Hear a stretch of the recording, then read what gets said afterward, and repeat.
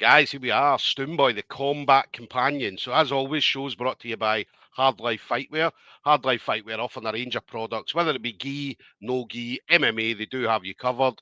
So anybody looking for any cool walkout gear, then just hit up hardlifefightwear.co.uk, use the discount code STOOM15, and you will get a little bit of a discount when you do check out. So we're going to be talking today about Empire Grappling. Now, Empire Grappling over the years has built up a kind of reputation. Has definitely been one of the most prestigious comps throughout the UK. So they've travelled up and down the UK. But what they're going to be doing 1st of June, they're going to be coming to Scotland. So going to be bringing their first show to Scotland. And we're looking forward to an amazing show. I mean, Empire Grappling is absolutely amazing. We've got a lot of Scottish people travel down for their comps wherever they are. They've got sponsored athletes like James Coggs, Mr. Cogsy himself, the old what does he call himself? I think he calls himself your divorced auntie's favourite grappler. All right, so yeah, Cogsy obviously does represent Empire, so he travels all over to their comps, which is awesome to see. So we're going to be hearing from Mr. Empire Grappler himself, Jake Cross. So Jake, that's an absolute pleasure. Thanks for taking the time to speak to me today. No, thanks for your time. Thanks for everything you do. It's good to be on a podcast which gives back to the people, should we say? Appreciate that. I mean, I remember doing the podcast, and I remember starting off doing jiu-jitsu, then I got dragged into MMA. So because obviously through COVID, but again, it was always a thing.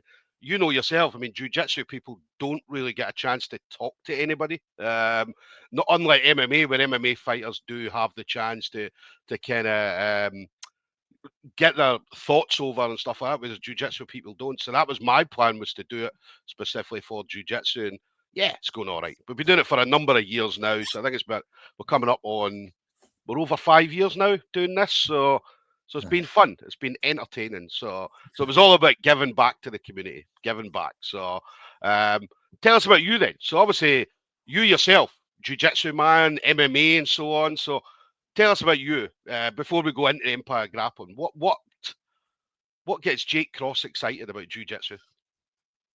That's a good question. In relation to grappling, I just love the community side when you get to events like mine or like that, or even the MMA side where everyone's just having fun. They've got a smile on their face. A vast majority, or a big percentage of the community are hobbyists. A lot of people are trying to break through to make a little bit of money to maybe work less or work not at all in relation to a 9 to 5. So I just love that it does give it that small percentage that opportunity. And also, like last weekend when we was in Manchester, just seeing like the family and friends that come to watch and they've got a smile on their face and the cheers, and yeah, it's just like being around that sort of them sort of people. Yeah. In fact, one of them coming in, Santiago Lopez, just saying my main man Jake. So obviously a little bit of love there by Santi. Santi's awesome. I mean, Santi, I get to see Santi at the Young Subs. Always comes out and puts on a show. Do you know what I mean? Always comes out and puts on a show. So awesome kid with a huge future ahead of him as well. So definitely a huge future. And he's got a great family behind him as well, which is amazing. Yeah. So obviously that was, I think that was his mum, Nikki, putting the comment on, but then Santi's just came in himself, just saying hi, Jake. So definitely a big shout out to Santi and his family. So what about you then? Obviously jiu-jitsu itself. I mean, obviously you train jiu-jitsu and so on. So how often do you get to train? I know that Empire takes up a lot of your time planning and all that kind of stuff, but how often do you get to train yourself? I trained for the first time last night. I was at Danny Hughes' 13th Dimension for a charity seminar with Lee Simpson, which is part of the British Art Foundation. So I shout out to Lee and everything that he's doing there. I've not trained about 5 weeks. This is not again, I hate talking about myself. I got married a few weeks ago, so I took 3 or 4 weeks off to make sure I wasn't battered and bruised for the wedding day. So I came back last night training and the gym this week. But yeah, I probably get into jiu-jitsu, stealth boxing where I train maybe once a week. It's more, from my point of view, is I do it to sort of keep active. I had like 9 years off, not really training, and that was more of, if you've been around this game a long time, there is a lot of politics in it. And from early on, I had a lot of people that would, and as blunt as, oh, I'm not competing at your events because you train at X, Y, and Z. So Yeah, it kind of put me off, and I thought, I'm not great anyway. Like I'm a proper hobbyist. Like I don't like getting injured. I'm too nice. I apologize too much. People look at me after a roll and say like, you just need to be a bit more nasty, and it's just not in me. I apologize far too much. I just love going to training, having a good roll. Don't care if I get tapped out by the newest white belt. I honestly don't. I just like keeping active and the networking stuff. So yeah, that's why I had 9 years off, and it was Chu, which is my coach now, who when I started my events, he was a white belt, and now he's a black belt teaching me. And he's got a great gym, and I love to go down there. And it's a little bit of, I don't want to get injured, I don't want to train too much. I'm getting older, yeah. and I know my time and my effort is best putting on these shows to give back to the community, which in essence does deserve it. Yeah, yeah. I talk about this all the time about giving back. And obviously as a white belt, a blue belt, or coming up early belts, it's about taking from jiu-jitsu. So you're taking all the knowledge, you're taking the experiences and all that kind of stuff. And then there comes a time in everybody's jiu-jitsu life where they start giving back, whether it be giving back through stuff that I'm doing, through obviously chatting to people or putting on competitions like yourself, or coaching, or whatever they're doing, mentors and so on. So I always talk about it all the time, where giving back to the communities as probably as important as what you take from the community. So, and as what you're doing at Empire Grappling is a perfect example of that. No, thank you very much. It's not easy. Like people seem to think, or not everyone, but there's a percentage out there that seem to think it's just hiring a sports hall, putting a few mats down, and getting some volunteers. That's the basics of it. That's a foundation, but there's so much more that goes into it. Like someone shared I think it's Dan Lester that shared a story from 8-9 years ago from our podium, and it was literally so basic. Yeah, And I've always had that sort of feeling that if I don't want to invest stuff back in unless the money's there, and I don't want to just spend the money just for the fun of it. So each event I try and improve a little bit. Going from last year to this year, it's massive with the new logo, the new branding, a new trust with the podium and stuff. And it's just learning every time. Like no one's perfect. I'm in the middle of getting, well, I've actually got them now, but it's like the final few stages of getting my import and export licenses. So in due course, obviously I'm in Ireland already, but I mean as in like getting it to go overseas into Europe, like that's not the plan, it's the future, but it's not like in yeah, the next couple of years. I just want to make sure everything's in place and everything's ready to go. No one predicted what happened 5 years ago with COVID. So yeah, obviously, like you mentioned, we've got Scotland in June. That was all planned. Well, apart from a venue being booked, I had all the graphics ready. We had a timeline for sort of late 2020, and then that hit, and then it gave a 5-year delay on it. Not yeah. because I could have come sooner. It's just that I had to make sure that everything was back to normal. Yeah, yeah. I mean, it's a logistics thing as well. I mean, logistically, it needs to make sense. Do you know what I mean? And I talk about this because I know that a lot of people are like young subs, for example, and submission series. They talk about taking it on the road, like different places and so on. And I know a lot of people were talking about London, and I'm like, well, to get to London is a little bit harder logistically than to go to, let's say, Manchester or Newcastle or wherever. So logistically, it has to make sense as well. It's not a case of you'd love to go into these places, but does it make sense? Can we get because if you've got staff in Newcastle, do you know what I mean? Can we get staff in London or can we get staff here? So it does make sense. And as you say, COVID kind of put a lot of things on the back burner for a number of years, which was a bit of a nightmare. And I know you had plans to come to Scotland because I remember the post. I remember the post. But when I heard you were coming to Scotland, obviously I was very, very excited. Of course. No, yeah, with Scotland, it's always been on the back burner. I speak to you, I speak to James McIntyre, I speak to Robin, and now I speak to Cogsy. I speak to a lot of people in the industry where I get feeling of what is needed, and when obviously someone could put in a post, come to Scotland, and that's cool, that's very nice, and they put it about all sort of areas. Yeah, One of the funniest ones was like, come to Bolton when we're in Manchester. It's like it's 10 minutes, 20 minutes away. Like think outside of that. So yeah, with Scotland, I know from years, and it's not just in Scotland, it's other places as well, but there's a lot of infighting, there's a lot of politics, and it's it seems to be less so now. You'll know Yeah. more, and there's a lot of good black belts coming through. And shout out to Robbie McNabb, who got his black belt last night, who's one of our ambassadors, who's such a cool guy to deal with. Yeah. It's people like him and Cogsy and the coaches that have been around a long time now who are starting to sort of open up a little bit and be nice to new events. I know like other events have been up there, and I speak to James a lot of Scottish Grappling, who, again, another shout out. If it wasn't for someone like James, a lot of Scottish people would never even compete because a lot of people don't like to travel. So I spoke to him, and I'm very respectful. And in essence, I don't need to, but I want to. As I spoke to him and said, look, there's a bit of a demand about Empire coming to Scotland. It's been on the plan for a while. Would you have a problem? And he's like, no, whatever you need, let me know. And then it was like, well, what do we name it? Do we just like name it like the Motherwell Open, or do we name it like Scottish or Scotland? And I put it to him, and he just said, name it whatever you want.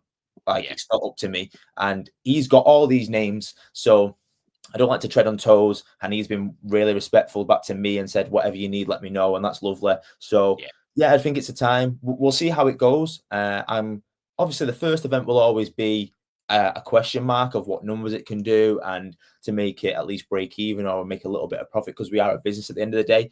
But I honestly just want to give the people what they want, as in they want an Empire. And if it's once a year, that's cool. I'm happy with that. And let James and the other events that are doing great anyway keep on going.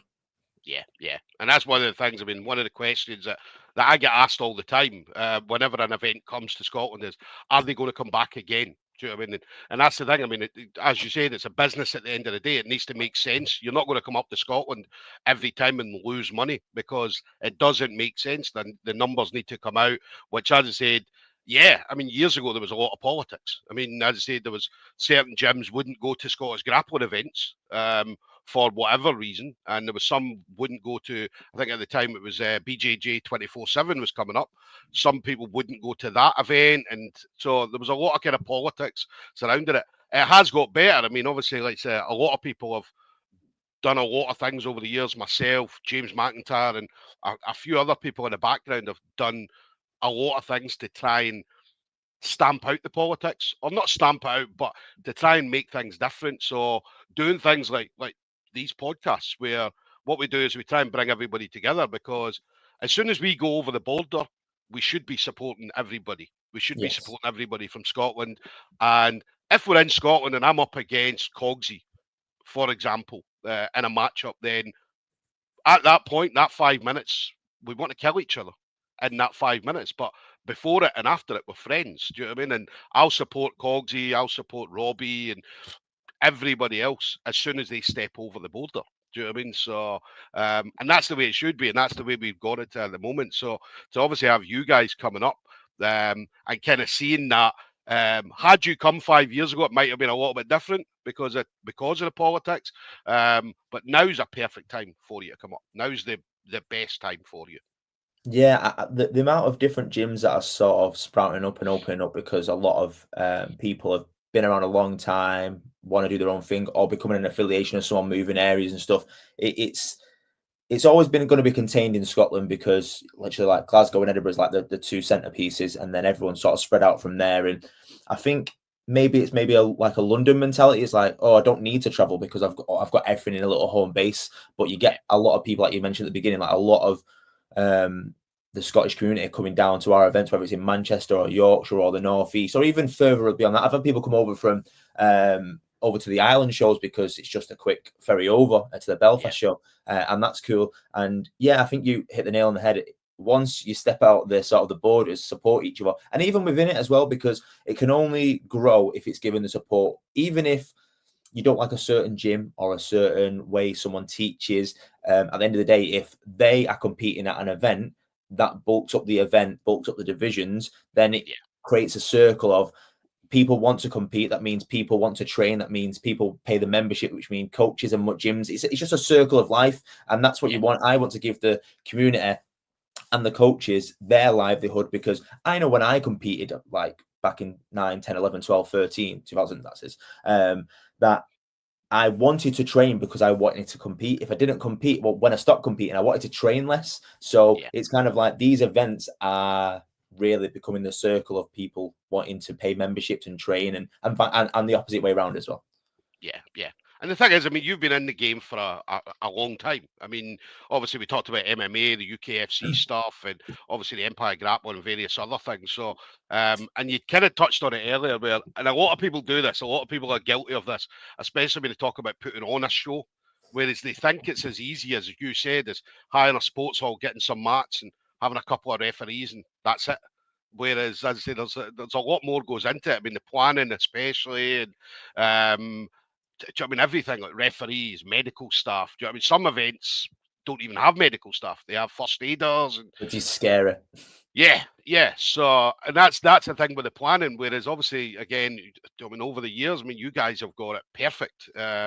In regards to, and I hear this all the time. I hear it from Robbie McNabb when he talks about the events, obviously Cogsy and various other people, parents that come down from Scotland that bring their kids down, and they tell me how well Empire ran. So, so you guys seem to have it absolutely brilliant. But as I say, a lot of people are guilty of just saying, "Well, let's just hire a hall and put a couple of mats down and then see what happens." Do you know what I mean? So, so you've got a proper structure in place for Empire. Yeah, so I started my events 1st of April 2012, so we're coming to what, the 13th anniversary now, and that was just an interclub at Fighting Fit in Manchester, and the first event had 35 athletes, which was crazy back then. Like that was good, and it was mostly Fighting Fit Manchester, Stealth Manchester, and then a few others like Big Omar Frederick, who was actually, he's now a black belt. He competed at my event in Manchester last week. So he's on the first one and the most recent one 13 years later, which is very cool. So every time it's a learning curve. I'm not perfect. Empire's not perfect. The referees that I hire are not perfect. The people that I lean on are not perfect. And that's just a way it's always going to be. We're human. It's just about learning constantly and trying to evolve and giving the people what they want. So if someone, and I'll give you an example, I'll never ever say that, like I said, we're not perfect. We got an email from a gentleman this week who sent me a video and said, oh, the referee missed 2 points in my match, and that cost me the bronze medal. And I reviewed it, and he was completely right.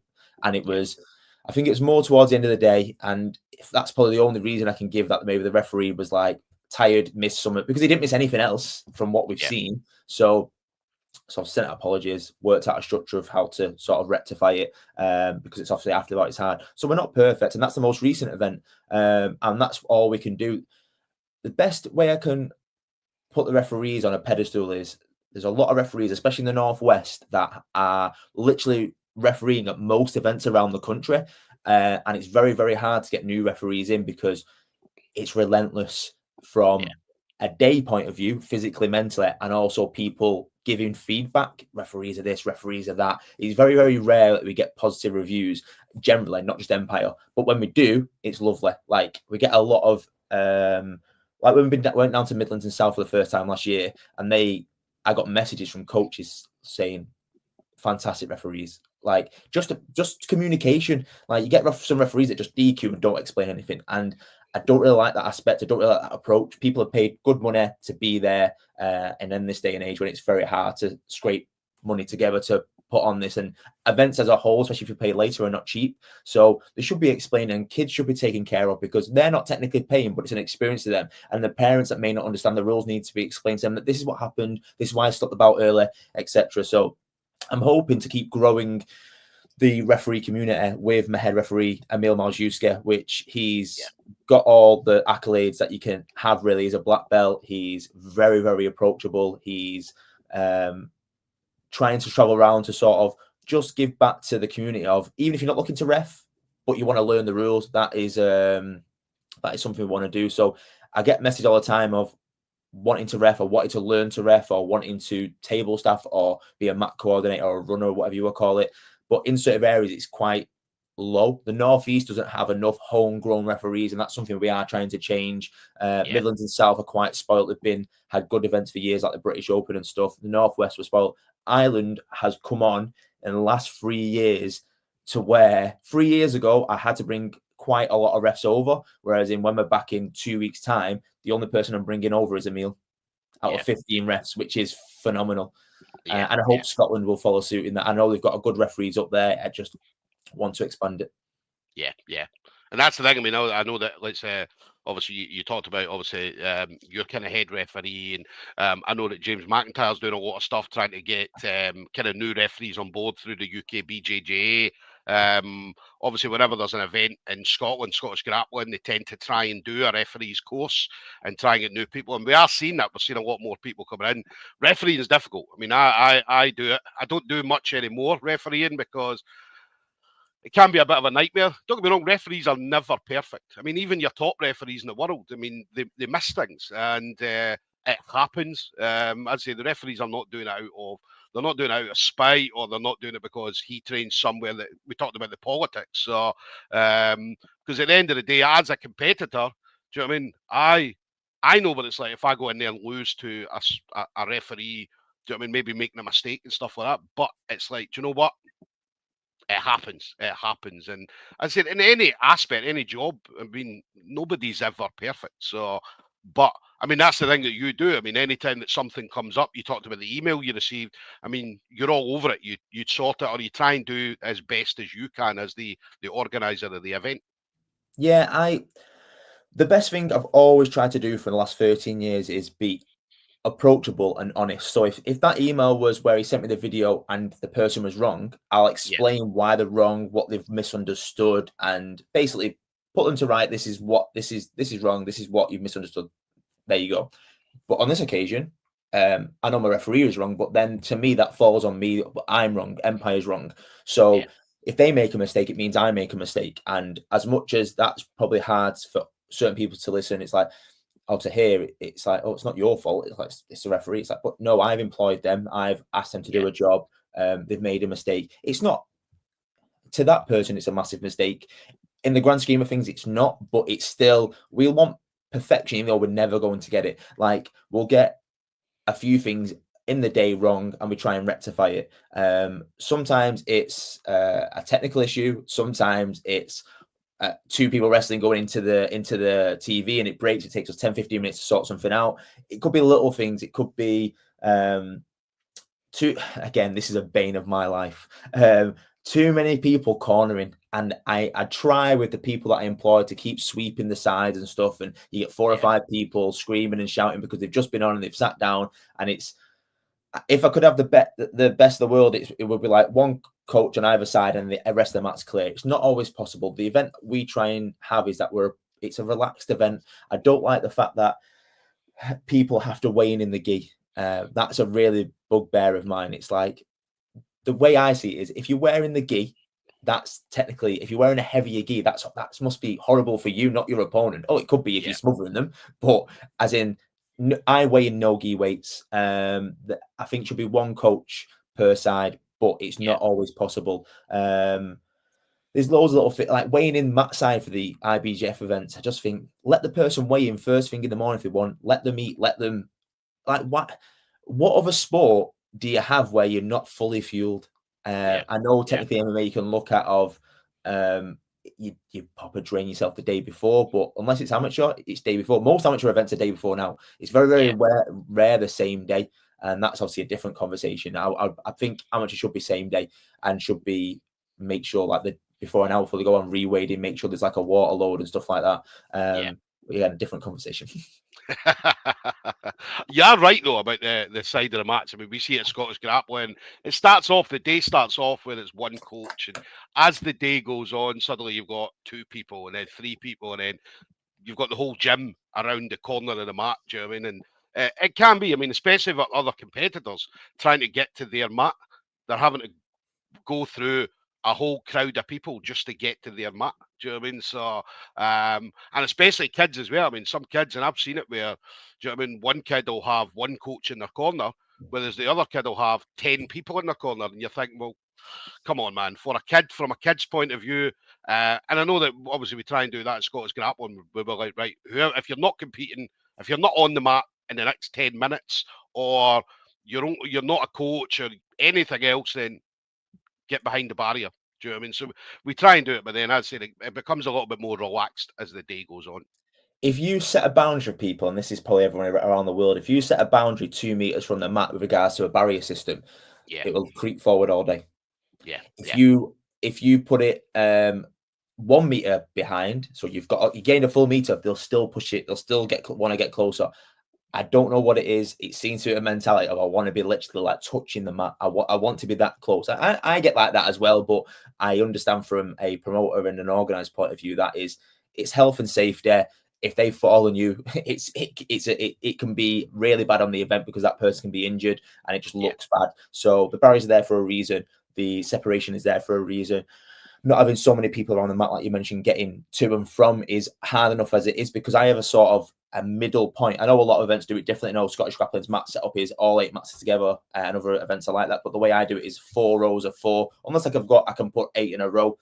Yeah. And venues are rarely to do that. How wide they are is my centerpiece where the tables are. That is just for my staff. That's to protect them, because you don't want a coach or an athlete or whoever over their shoulder asking them questions when they're trying to watch the match and score the match and listen to the ref and stuff. And the same from a referee point of view, asking the referee when they're trying to score. So I know each event does differently, but I need that space as well. Whereas in other events have the mat finishes, you have the table and then everyone around them. It can get quite relentless. And I've been through it myself. I've been a runner, I've been a scorer, I've been a ref. And you need that sort of that divide from competitor to staff. No, definitely. Just again, a couple of comments coming in. Santi just saying Empire will always be perfect. And then just saying in regards to them, there's just saying Santi just saying so grateful for everything that you guys have done. And that's coming from a kid as well. That's coming from a kid. He's such a polite kid. Like literally, he does most events with us. He's been with us for a few years now. It was actually one of my right-hand man, Lee Collett. He spotted him a couple of years ago and then approached me and was like, "There's this kid. He's really good. His family are lovely. Do you want to keep an eye on him?" And that was the point where we were sort of trying to expand the ambassadorship and having like mini or junior ambassadors. And yeah, he's got such a positive outlook on life, and he loves to compete and train. And he's got his older brother, which plays professional football. So it's a very sport-orientated family. Yeah, definitely. Obviously, got a couple of events coming up, or some events coming up. So we've got All Ireland Open next week. 29th of March. I know that the registration finishes that on the 20th. So the late registration. Yes.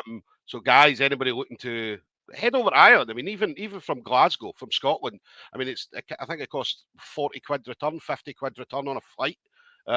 Flight takes about 45-50 minutes to get there. So and there's flights to and from on the same day as well, and hotels in the area, they're pretty much cheap enough, so you'll be able to find that Airbnbs and so on. So the Ireland Open, you mentioned yourself, I mean, obviously the last few years it's came on leaps and bounds as well. You talked about the referees, having homegrown referees and staff and so on. So tell us about the All Ireland Open. So again, something that we thought about pre-COVID, and then in COVID, I went over to look at venues, and it was like end of 2020. I think it was November 2020. I went over, and there was rumors that there might be another lockdown over Christmas when everyone was laying into Boris, etc., and just saying like you can't have your mate around it or your family around at Christmas or whatever. And literally as I got there, they announced it for like the Monday afterwards, and I was like, I just looked at like 4 or 5 venues. I thought we were getting somewhere. What do we do? Yeah. So obviously it got put on the back burner till I think it was like end of April 2022. We did it at the Shankill Leisure Centre in on Shankill Road in Belfast, and I had a lot of people, because if you know Irish history, that is very political. It still is within reason. It's not as not as bad as it was, but people were quite raising eyebrows about having an event on Shankill Road, and what do I call it? It was just a lot of grey area, and it was nerve-wracking because I didn't know how it was going to be taken, but it worked. We had a 6-mat event. We had a lot of people down that I'd never met before, but a lot of people from the MMA community, like Seb Torres, who's the head guy at Torres MMA, who have dealt with UKFC, and his guys supported it and stuff, and showing how much of a small world it is. Martin McLaughlin, he at first, and he'll admit this himself, what he's like at events. He has his back up. He's very defensive about his own guys and questions everything that you do, which is normal, I guess. He doesn't know. He didn't know who we were. But the small world he was a teacher 20 odd years ago, maybe more recent because he's a full-time coach now. And he was a supply teacher or like a trainee teacher at my high school, an all-boys school in North Manchester. And when we put 2 and 2 together, I was like, that is wild. So we've got a good relationship now. And like I said before, I'm approachable where he could ring me and say, wasn't happy at this event, this happened, blah, blah, blah. And I'll say to him either he's wrong or yeah, let's fix it. And that's what I want from everyone. The Irish community have been very welcoming to the point now where I always question myself when I say it, because I feel like maybe there's an event out there that I've not found that can prove me wrong, and I'll gladly be proven wrong. But the last two events that we've done in 2024 are the biggest event in Northern Highland history for grappling. And considering there's been great events over there, like Grappling has been over there, and there's been Trident and the Northern Irish Open and stuff like that. It's very, very humbling to see that within a 3-year turnaround that the Northern Ireland and even Republic of Ireland are traveling up now, sort of are trusting what we do in our brand. Yeah. Obviously you got that. So obviously the All Ireland Open. I think the next one after that, let me have a look.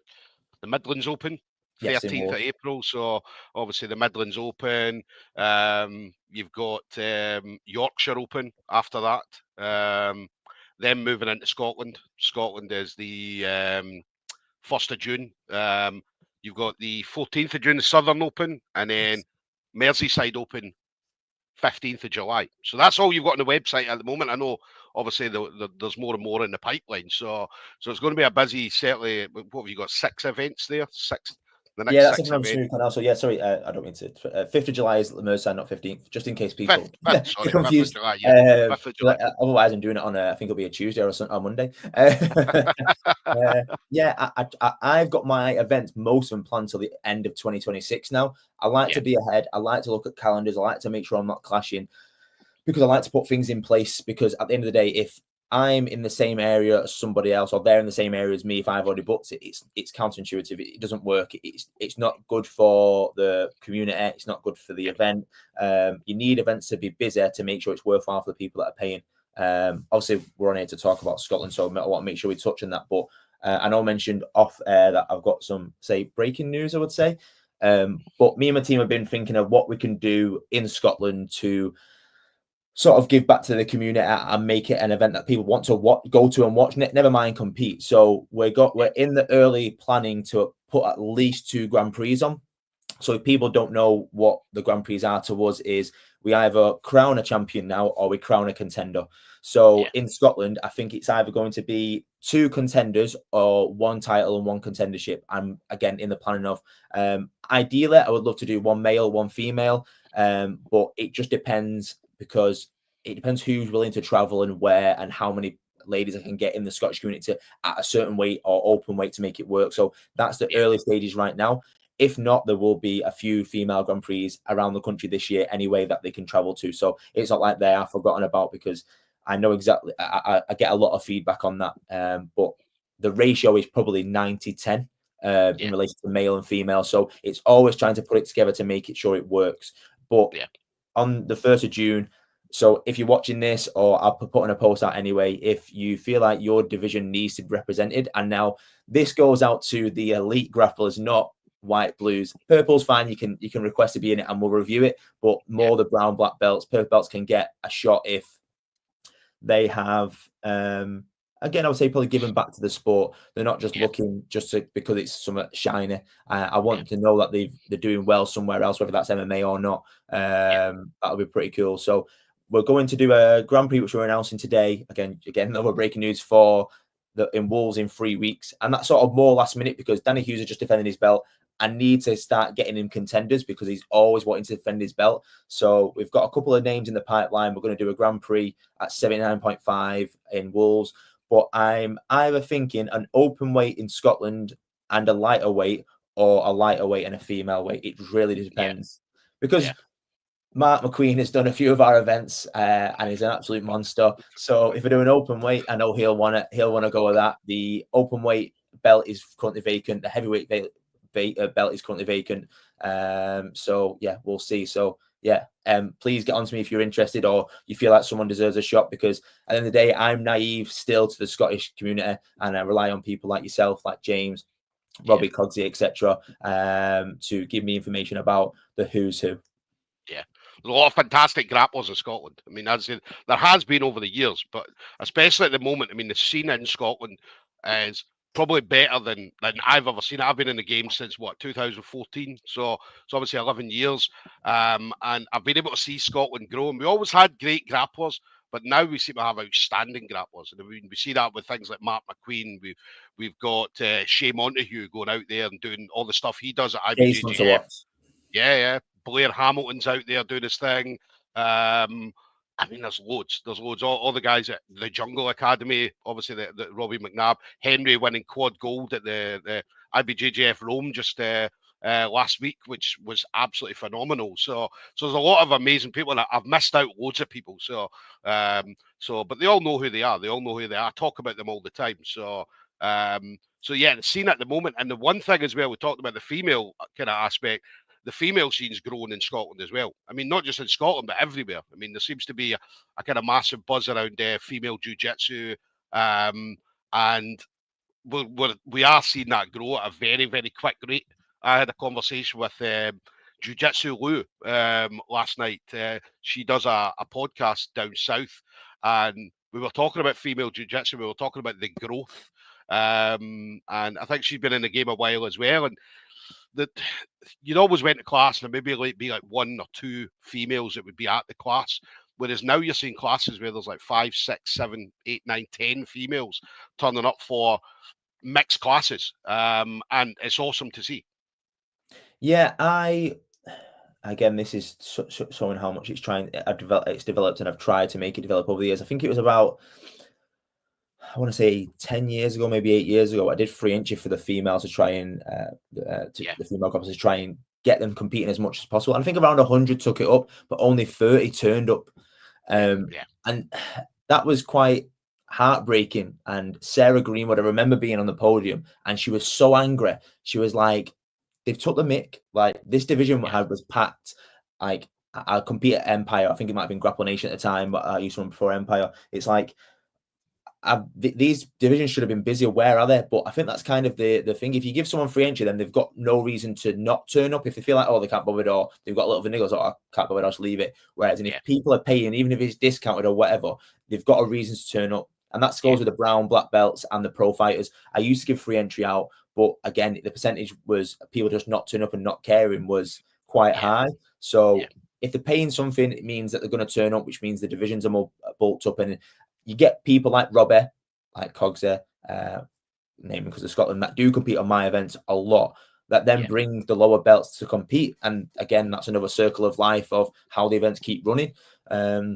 So in relation to the female grapplers, I would say compete as much as possible, enter as early as possible. Don't wait for each other. And that probably goes not even to female grapplers, and anyone. If you're watching someone to say, oh, my division is normally low, I'm going to wait to compete, don't do that. Enter early, especially at an Empire. And I don't know what other events do, but if you are not matched at all and you don't want to merge, that is perfectly fine. Once registration closes, if you're not matched and you don't want to merge, we give you a full refund. It's as simple as that. If something happens where the week of the event and your division's got 3 people, it goes down to 1, you'll get a full refund. We don't just give you a medal. We're not providing the service or providing you a division. Now, at least if there's 1v1, that's the division.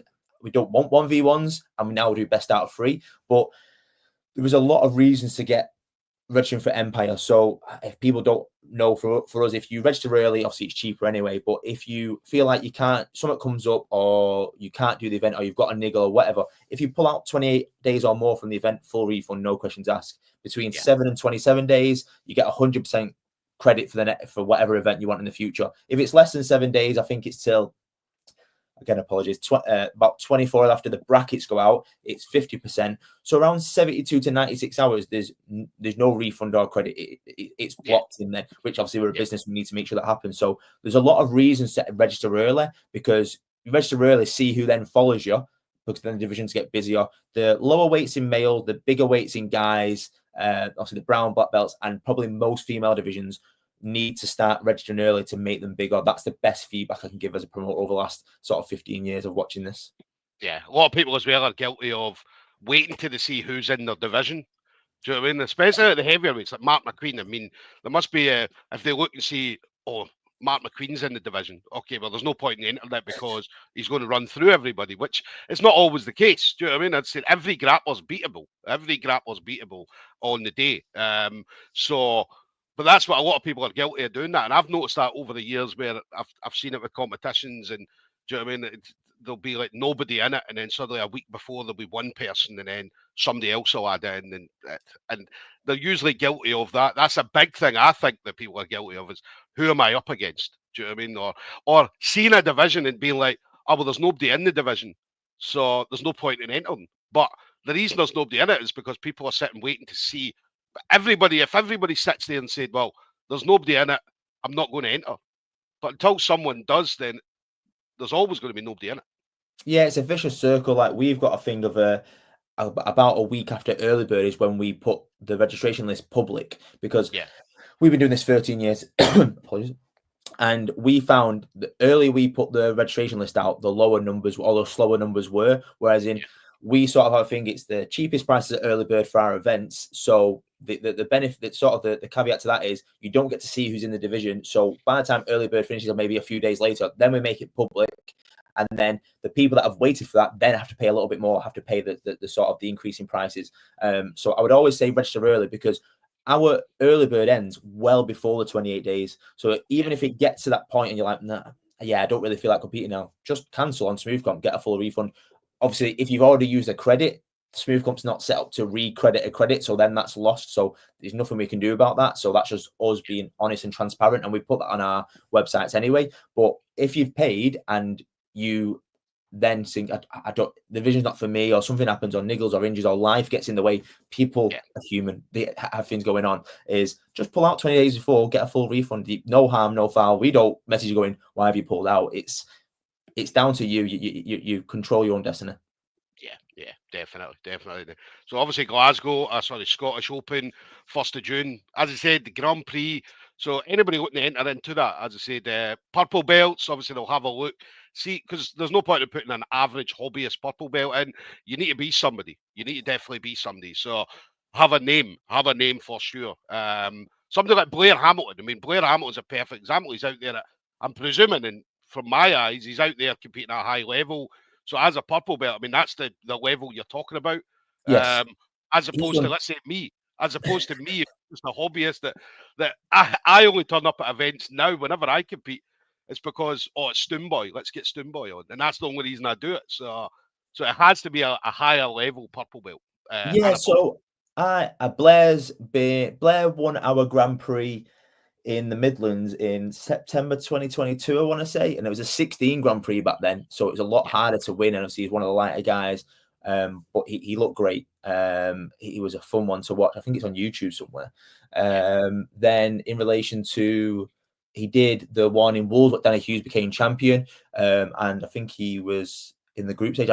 I think it's actually Danny that caught him and tweaked his knee a little bit, and he was like, "Yeah, I'm done." So it just shows the level it needs to be. But Blair's such a fun guy to have around.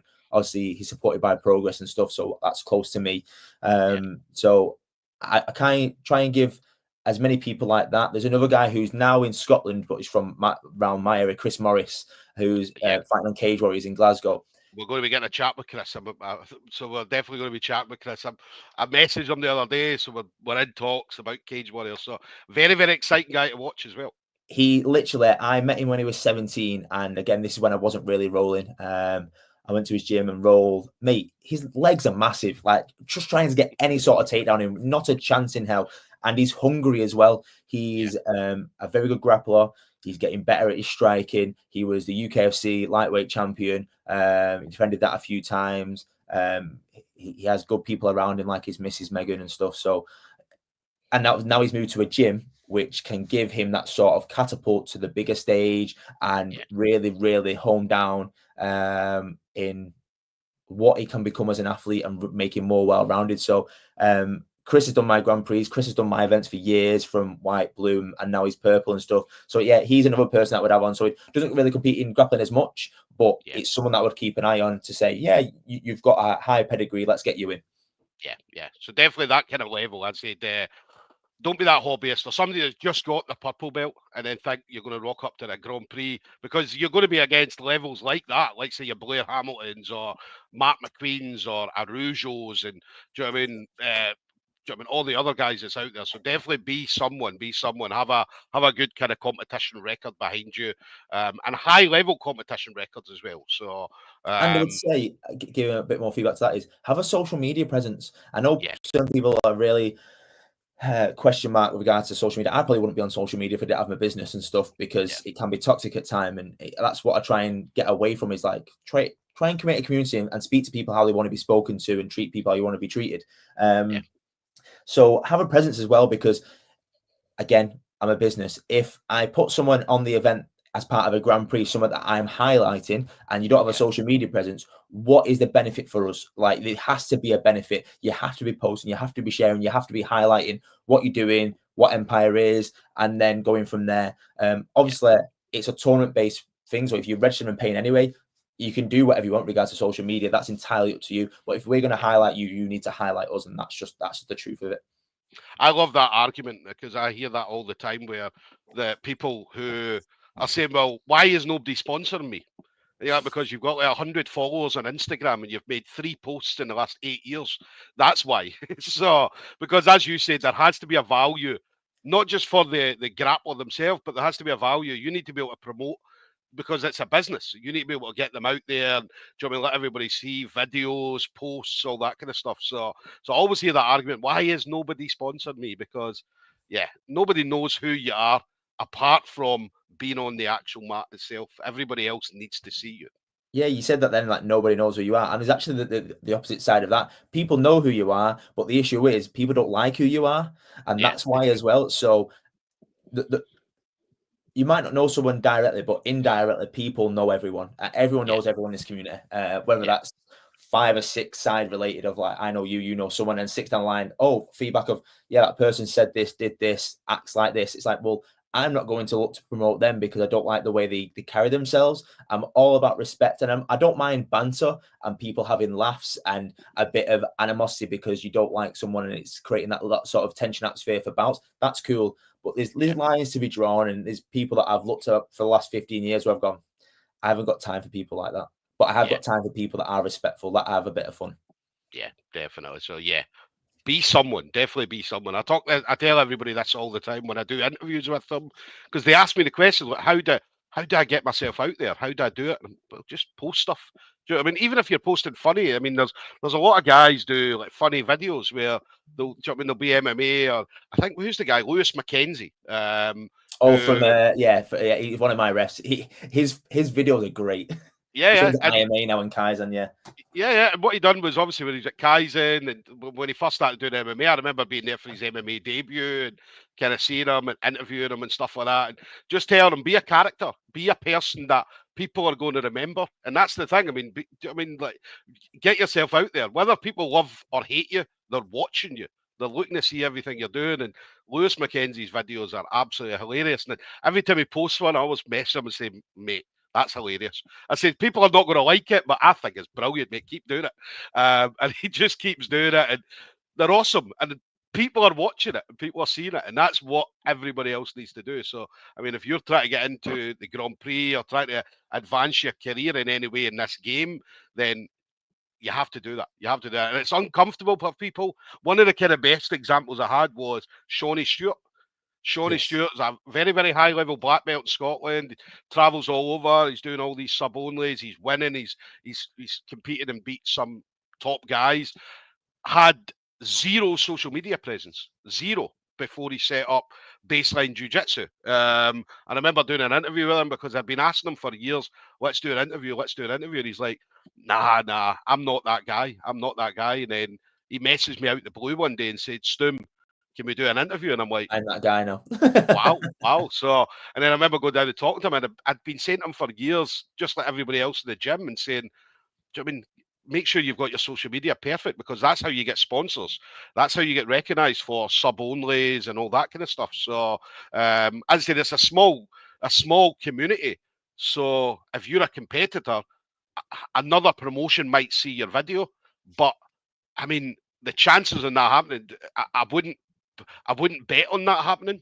So I would definitely get yourself out there. So because it's important, it's very, very important. I mean, social media. The best one was Ian Butlin.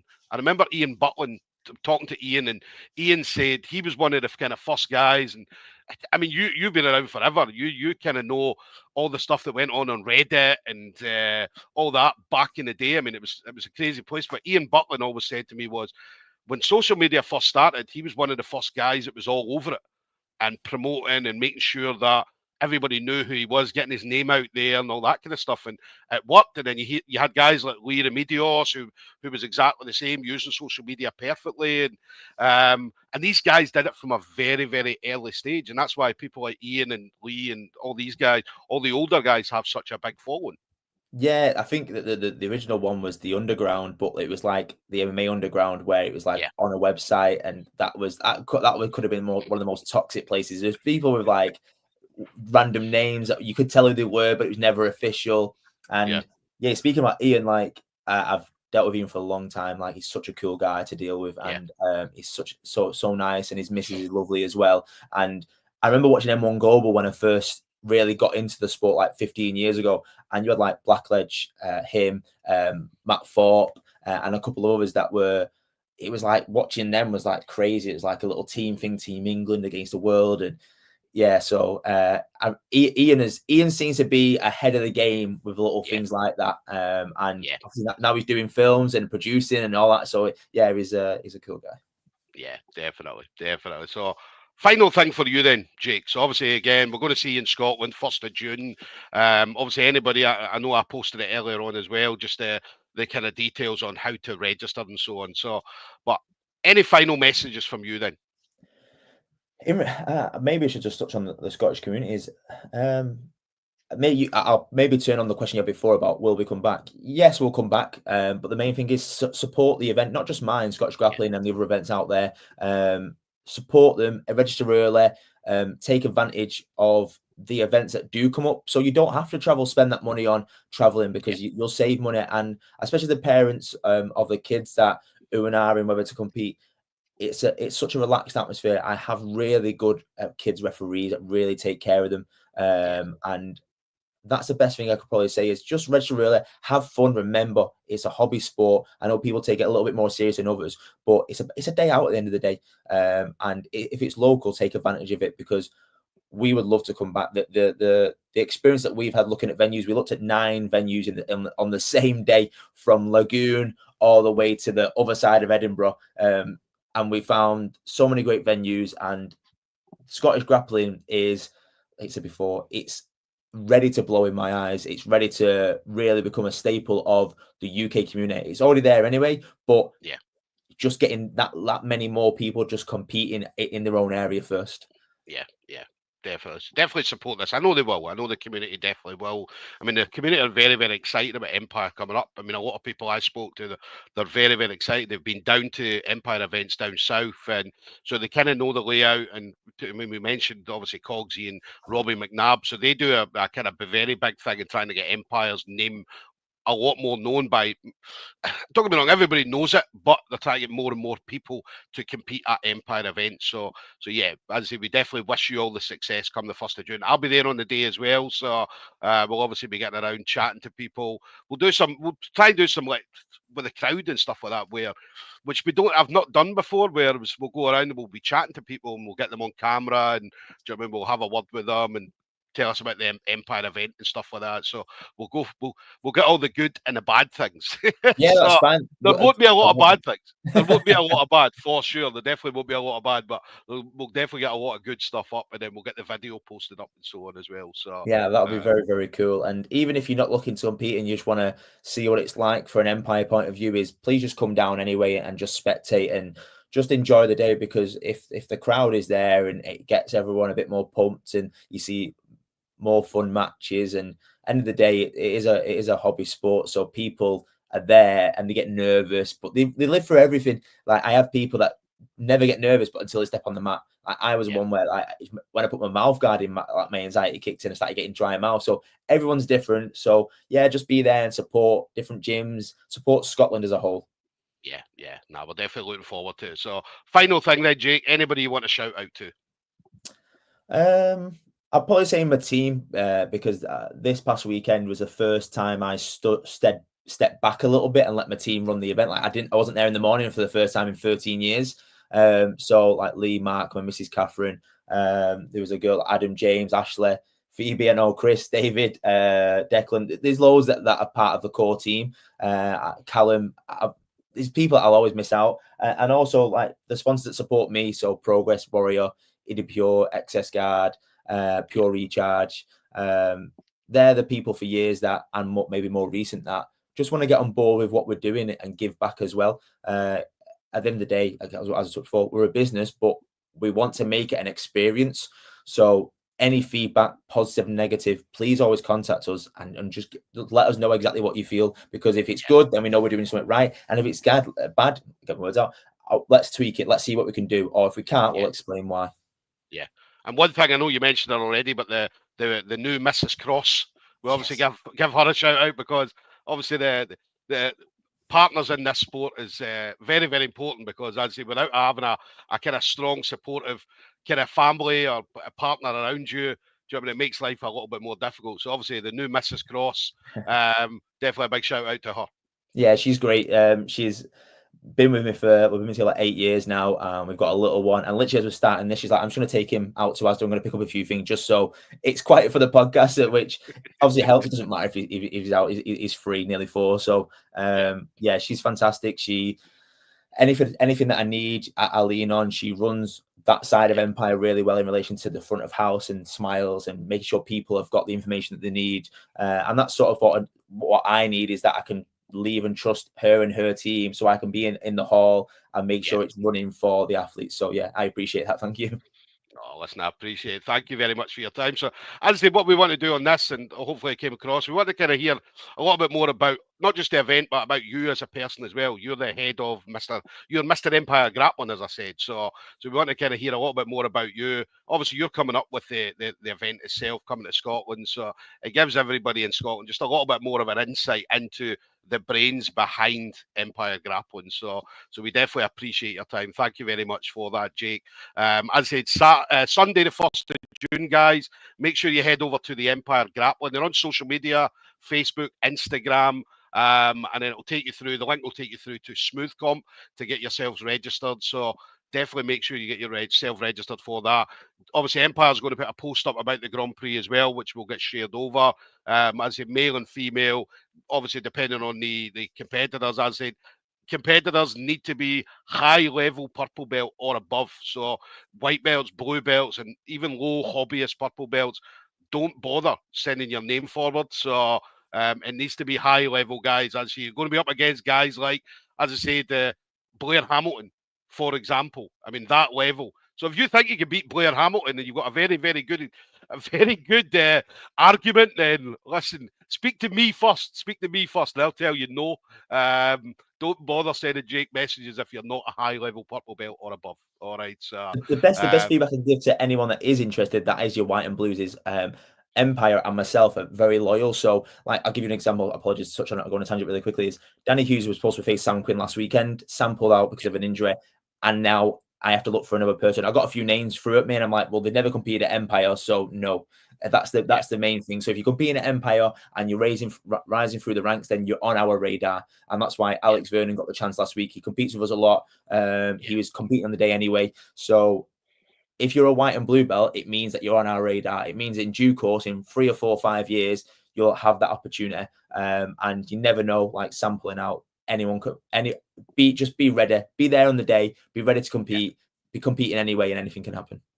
Definitely. But listen, absolute pleasure, Jake. Thank you very much for obviously taking the time to speak to me today. It's been an absolute pleasure. As I say, I know all about Empire anyway, so it was good to hear obviously a little bit more from yourself. But I appreciate your time.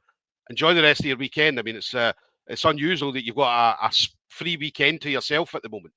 I think I'm actually going to. I might be going to Cage Warriors later in Manchester. I'm not too sure. I'm going to speak to a mate now. So that might be, again, a weekend off. But I've got a few friends that are competing at the co-main events and over Antonio Sheldon versus Teddy Stringer, and been on Empire for a while. So I like to support the community that way. So I'm either going to be watching on TV, but most likely going. Yeah, definitely. But listen, I appreciate your time. Thank you again. Listen, I'll see you on the 1st of June, brother. See you later. Thank you, Newt. Thank you. Bye.